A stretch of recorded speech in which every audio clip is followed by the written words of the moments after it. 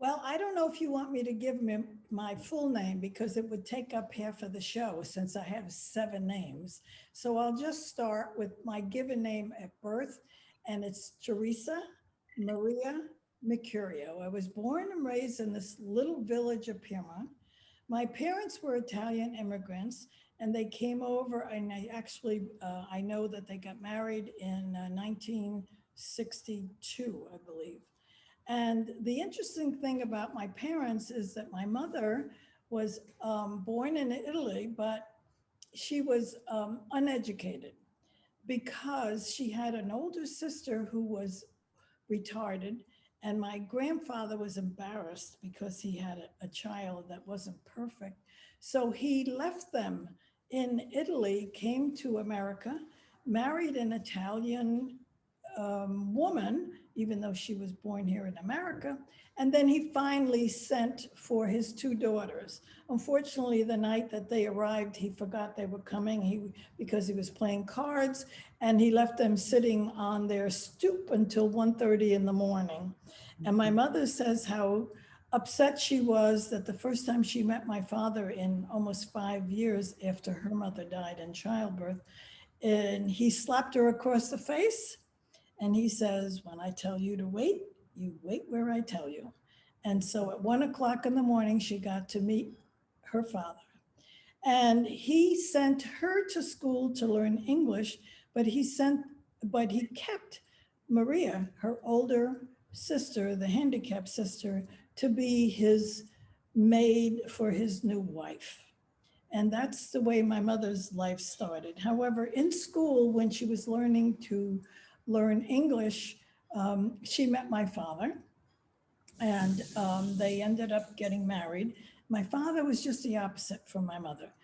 He was born in Naples. He says he used the words 2 years university. That's a lot of education, considering my mother was only allowed to go into the fourth grade. And she had to quit school because she became a housekeeper. That was the job that was relegated to her. And so anyway, when my mother met my father, they came to Piermont, and I have a beautiful photograph of my mother that I can't believe. If I showed you the photograph, you would think that they were the richest people in the world. But the wedding was always a big thing in Italian Catholic families. And she rented her bridal gown, and all of her attendants rented their bridal gowns, and it's a magnificent picture. They moved to the little village of Piermont, and they buy a house on the main street.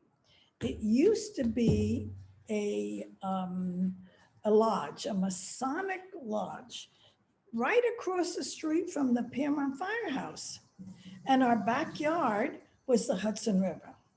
So because we didn't have a lot of money, my mother gave birth to 6 children in 10 years. And our life was on the Hudson River. So we got our food from the river. We had crabs. We had eels. My mother lost most of her forks because we used to take the forks and bend the two inner prongs, and we would use that to lift a rock and catch an eel. We would bring it home, squiggling on her fork, and she would cut it, clean it, and that would be our lunch. So that was part of our food. So we had crabs, we had eels, and we had all kinds of fish. The other thing that my father and mother did to feed a family of 6, my father had a garden, a vegetable garden, which was really very good. But we also had chickens, and we also had rabbits. But we also had, my father decided that he wanted to feed us well. So he told us that blackbirds were a delicacy. So he set up a lean-to in his garden with a stick underneath. He'd put food under here, and we as kids had to man that little thing. And we would, if a bird went in to feed, we would pull the string and the hardboard would hit the bird and knock it unconscious. And then we would quickly grab that bird and run upstairs to my mother, and my mother would do this. And then she would put it under hot water, and we had to, take all the feathers off them. She would clean it and put it in our, not refrigerator, because we didn't have a refrigerator. We had an ice box. You know what an ice box is? The guy used to come with these big hooks once a week to put ice in our, whatever it was, a box. And my mother, every time we got a blackbird, she would put that bird on that ice. And since there were 6 children in the family, and my mother and father made 8, when we had 8 blackbirds, it was like a big holiday. Because guess what? My mother said, it's time for us to have our Cornish hen dinner. We thought this was a specialty. We tried so hard to get the blackbirds because we needed 8 of them to have this dinner, because on that night only, my father, who made wine out of the grapes that were in our backyard, would allow us a little jigger full of wine. I don't know why he liked cream soda, but he would put cream soda in that little jigger, and we would toast to our blackbird, but we called it Cornish hen special. Now, when I told this to my granddaughter, she wanted to throw up. You ate birds? I said, I guess when you're hungry, you eat a lot of things, right? The other thing that my mother did, which I thought was unusual, we also had chickens, and we also had rabbits. And I had a little special rabbit that I called Toto. I loved Toto. He was so cute. He had this cute little fuzzy white stuff on him, and I loved him. And one day, I remember I was about 8 years old, and I came home and I went to say hello to Toto. And the gate was open. And I said, Mom, what happened? The gate, who left the gate open? Toto's gone. And she says, you know what? He probably went looking for his mother. And I went, well, why is he looking for his mother? Well, because now he's a grown person and he's got to go find his mother. Well, I thought that was nice of Toto to find his mother. I had no idea that we were eating Toto for dinner that night. But my mother said he went to look for his mother, so that didn't make me unhappy. But I only tell you these stories to say how my parents, we had a wonderful life. We were never rich, but we never lacked love. We never lacked food. And our little village, today, sometimes I'm really very angry when I hear people talk about racism. Our village was not racism. We didn't even know the word. We had a Black family living right across from us, right next to the firehouse. And our house used to be an old Mason Seguanic home, or what do they call it, Mason home. But Hassie Cunningham at 8 years old was my best friend. I didn't know why I couldn't be as tan as she was. And she wanted to know why she couldn't be as white as I was. So we played games. One day I put all this brown stuff on my face to try to get myself to look like Hassie. And she went and took, it was funny because she went in her mother's closet and she went and got, it was Windex, and she's spraying her face thinking that she could get the brown off of her face.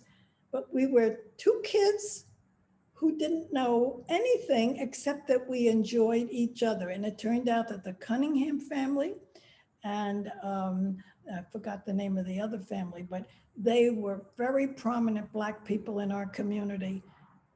We never had racism. We were all alike. Our village, except for those 2 Black families, were either Italian or Irish. So most of us ended up marrying Irish. All three of us in our family married Irish. Rooney, Hickey, and Lynch. Our village, our village was a very small village. We had two churches, 9 bars, and we had 9 bars because there was nothing else to do in the village because there was no entertainment. You entertained yourself. Like in our family, we never had a television. We had a radio. We had a radio. We never had a bike. Yet we had 6 kids.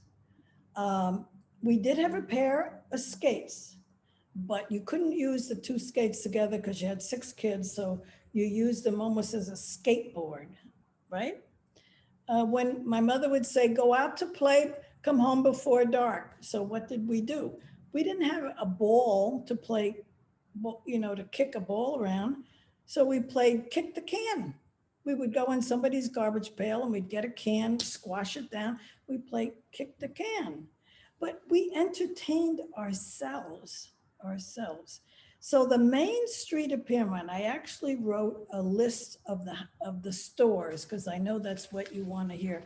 You're not here to take my life, but you're here to talk about Piermont. You know where the Mani Petty is? Well, that used to be an A&P, an A&P.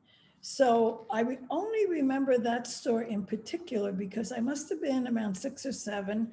My mother took me shopping with her. And we didn't go there very often because my father had a vegetable garden. So we got all our vegetables from the garden.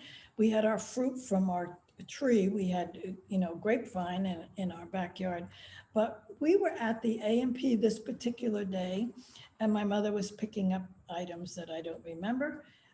But for some reason, I saw a stick of gum and I took it.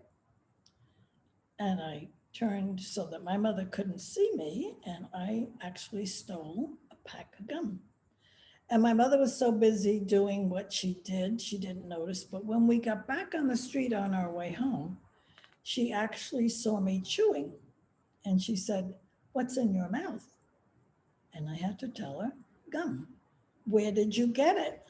"Well, I got, And I finally told her it was from the A&B. She made me go back to the store, and in front of the salesperson, she slapped me across the face, made me apologize, and return the other 4 sticks of gum. So I never forgot that because I could have been a thief in life, but after that, my mother convinced me you can't steal. But that is where the Mani Petty store is right now. Next to it is a travel agency. It used to be owned by the Congaleros, Mr. and Mrs. Congalero, next to my father. Mr. Congalero and my father were both Italian immigrants that had education. And so they were really the leaders. My father, John Mercurio, and Sal Congalero were the leaders of the Italian community. And he had a store, a dry cleaning store, but what he really liked to do was repair watches. So he would bring watches there to be repaired. Next to that was a couple that had 6 kids, but he was a shoemaker. So you could bring your shoes into him and he would repair the soles. Down a little bit further was a restaurant. It was called Montesano Restaurant. The Montesanos, we thought, had money because if you can own a restaurant, you must have money, right? And I only remember that store because at 14, she wanted someone to work in her store, and she would come to my house. She lived like 2 doors beyond me, and she would knock on my door, make sure I was awake, and make sure that I worked in her store before I went to school. Next to the police station, right next to the police station, was a drugstore earned by Mr. Herban. Mr. Herban had a drugstore there, but he also had a counter where you could, if you had any money to buy ice cream, you could sit at the counter and buy an ice cream cone before you went into his drugstore. So while you waited for a prescription, you could have ice cream. So that was the Herbands. Now, right across the street from that, at the very last house on Main Street, was the place that we as teenagers loved. It was called Yokels. Yokels. It was a couple from, they were, I think, I think they were not Italian. I have to think of what they were. But anyway, they had an ice cream parlor there, at Polish, they were Polish. And we used to go there. That was our only hangout. We didn't have a big community where all the kids would meet. If you had money, you could go to Yokels and go inside and buy ice cream. But if you didn't have money, which I didn't, they had benches outside. So you could sit outside the store and still be part of the teenage group, even if you didn't have money to buy ice cream. That was the hottest place in town for kids, for us growing up. Right across the street, which I believe now is an Irish place, used to be Miraglia's Bar and Grill. And that's where all the older, we said older, I'm talking when we were teenagers, we went to Yokels, but if you were 20, 25, you would go Miraculous. That's where all the guys would go to drink and meet girls. That was the hot spot for that group, 20 to 30 group. Yokels were for the teenagers. But we never had any big events in Piermont. There was nothing for us to do except go to church. Sunday was a big day. You go to church, 90% of our Italian people were St. John's Church. I sang in the choir, my sister Ann sang in the choir, and we all looked forward to coming home to my mother's meatballs and spaghetti. But then you sat at the dinner table all afternoon eating everything else. That was the Sunday, and Sunday was really kind of like a favorite day. But the only real excitement in the village was the firemen. The firemen had a parade. The firemen also had a carnival. The carnival had fireworks. Oh my God, 4th of July, we couldn't wait. If it weren't for the firemen, that village would have been so boring. You either go to church, I don't know what else you do. You go to Yokels if you're in your teens, and the older ones then went to Miragula's bar.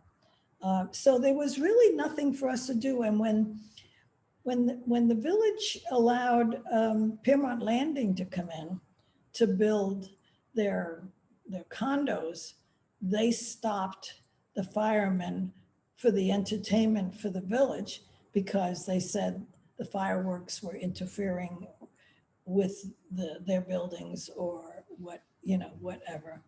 But I think Piermont was a great place to grow up. When I grew up, nobody ever locked their doors. The doors were open. My sister Connie was a sleepwalker, and the only policeman we had in the town was named Gene Deal. Gene Deal, I can't tell you how many times when he would see my sister in her pajamas, no shoes, walking down the street, he knew who it was. He would just very quietly turn her around and take her in the house, and then he would say, "Celia, your daughter's home." My mother would, that's what he did, because our village was that safe. So I don't really know what else I can tell you other than I think Piermont is a good place to raise kids. But for me, you asked me in particular about 1951, because the railroad, that was the big, railroad, the end of the railroad. I have to tell you that unfortunately, I don't remember that incident because I started school at 4. This is another thing, because it's a small village. The reason I started school at 4 is my father was sick, my mother had to go to work, and there was nobody to take care of me. So our principal, Mr. Barone, because he was Italian, knew my parents, let me start school at 4 as almost like a babysitting thing. And he said, next year we'll make her repeat the class. But I guess I kept up with the class because they kept me going. So I graduated at 16. So what do you do at 16? I already knew that there was no way I was going to go to college because my sister Ann, who is probably the smartest of the six kids and the oldest, I remember her crying to my father, saying, Papa, I want to go to college. My sister Ann could sing. She played the violin. She played the piano. She could do all of those things. And my father very gently said, but I have three sons. They have to go to college. You girls should get married, have babies. That's why God put you here to get married and have babies. You can't go to college. It's a waste of money. And I remember Ann crying. So by the time, and I'm the youngest of the three girls. I'm actually almost, no, I have one younger brother. So I'm really the next youngest of six kids. So it never even entered my mind that I would be able to go to college. It wasn't in the cards. However, my mother used to say with her hands like this, where did you come from? Because they could kind of control Ann and Connie because they both got married at 18 to Irish boys because the first boy you bring home is the one you got to marry. Now, I had a boyfriend in high school too. His name was Rooney. He was also Irish. He was also an orphan. And at 14, if you were an orphan at St. In Spark Hill, that's where the convent was. Mr. Barone, by the way, our principal of Tappan Zee High School, wanted the boys from that convent to come to our school because he was trying to grow our area and he wanted a football team. So he allowed the convent boys to come, and Walter, we called him Red because he had red hair, was my first boyfriend and also my first husband. I have two wonderful children by him. And the problem was me, was not him. But when I graduated at 16, I didn't know what to do, but I got a job in the paper mill. Didn't everybody work in the paper mill, right? But I was a file clerk. My parents thought this was terrific because I'm not working on the machines. I am now in the office. It was a step up, right? Except that that wasn't enough for me. And one day I got talking to someone about, I happened to see an airplane go by and I said, oh my God, how do you ever make enough money to fly? And she said, why don't you become a hostess, on the airlines? I thought that was terrific. I never thought about that, but I did go down there. Pan Am, those cute little hats that they wore. Oh, I thought, oh, cute, I could do that. Except I found out that you had to have 2 years of nursing and you had to be 21. I was all of 17. So obviously I was disappointed I couldn't do that. But that woman that interviewed me thought that I was disappointed, not because of the age, because I wanted to fly. And so she said to me, why don't you join the Air Force? I can tell you that probably was the most shocking thing that anyone ever said to me because I never knew girls could join the military. I thought it was strictly boys. So she became my mentor. And when I turned 18, I joined the Air Force. However, it didn't make my parents happy at all. Nice girls, especially Italian girls, stay home, get married, have babies. But I joined the military. And when I left, I felt terrible because I knew that I hurt my parents, but I needed more. But the only thing I can tell you is that after my basic training, I really wanted to be in school. I was captain of the cheerleaders, so I knew I was athletically inclined. So I thought, when I go in the military, I'm going to be a drill sergeant. I thought I could really do that, be a drill sergeant. But they give you aptitude tests. And it came out that I'm good in communication. This is funny because I've been talking to you for an hour, so I guess they were right. I can talk for an hour. But anyway, they sent me to work in the Pentagon. That was a big thing. and I worked for Morse code. I got a top secret clearance. This was wonderful. So one day I'm trying to explain to my mother what I do in Washington, D.C. And Washington to her was like a foreign land. She doesn't know about Washington. So I'm saying to her, it's where the president lives. The president of the United States is there. He runs the country. She says, well, what do you do? I said, I work for him like a secretary. I work for him. Well, I was so thrilled that about 2 or 3 days after I tried to explain to my mother my job in the military, she's having luncheon with some of her Italian ladies, and she says, I am so proud. My daughter is the secretary to the president of the United States. I finally made her proud that I was president. But anyway, I just think that for today, the kids of today don't have any idea how lucky they are, because in our house, we never had a television. We had a radio. We did have a radio. We all of my mother's 6 children were all given birth in our house. If somebody died, like when my grandfather died, there was no funeral parlor.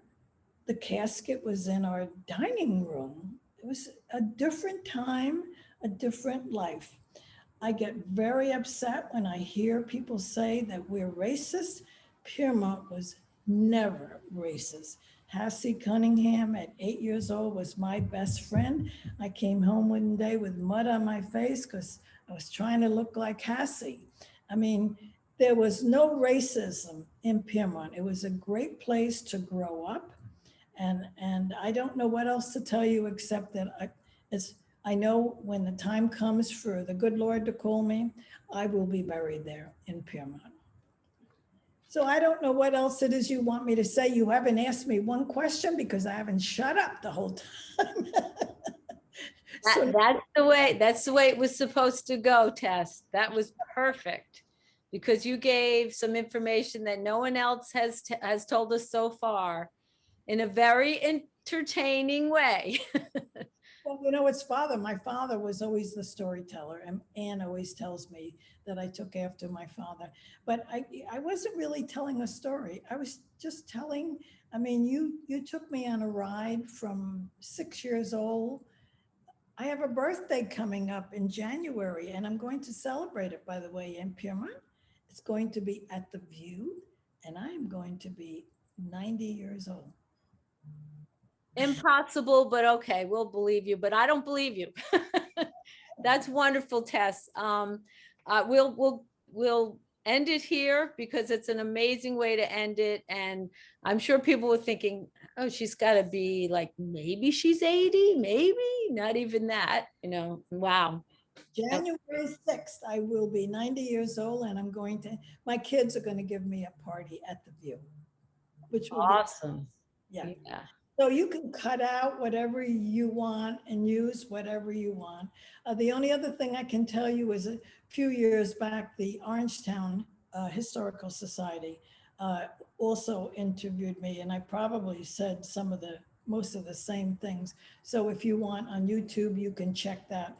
But everything I told you is what I remember to be true. Now, if Anne was here, Anne would say, no, there wasn't Hogan's restaurant. It was Montesano's restaurant. So those little things may be changed. But from my point of view, I've given it my best.